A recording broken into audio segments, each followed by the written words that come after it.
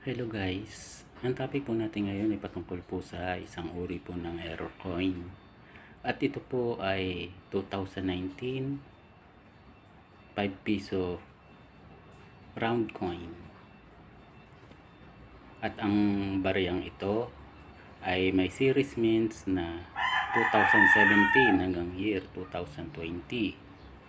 At ang bariyang ito ay isang uri po ng error coin, at ito po ay gawa po sa nickel plated steel composition. Tumitimbang po ito ng 7.4 gram at meron po itong diameter o luwang na 25 mm at thickness na 2.2 mm. At ang bariyang ito ay error coin. At ang tawag po sa ganitong uri po ng error ay struck through error coin.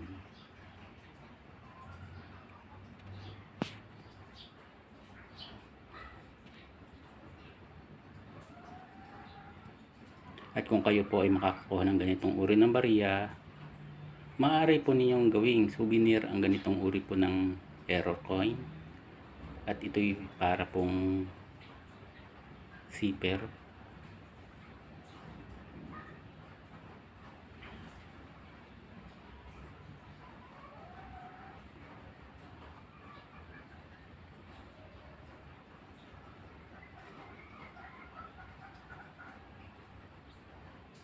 Hanggang dito na lang po at salamat po sa inyong panonood.